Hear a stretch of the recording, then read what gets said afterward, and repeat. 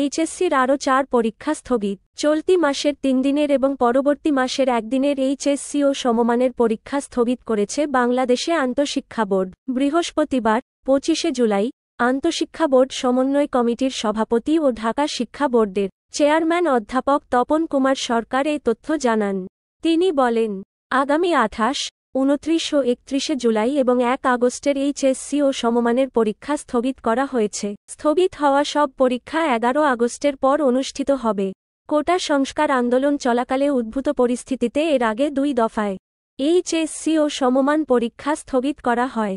মাধ্যমিক ও উচ্চ মাধ্যমিক শিক্ষাবোর্ড সংবাদ বিজ্ঞপ্তিতে জানায়, অনিবার্য কারণবশত আগামী 18 জুলাই অনুষ্ঠেয় সব শিক্ষাবোর্ডের এইচএসসি ও সমমানের পরীক্ষা স্থগিত করা হল।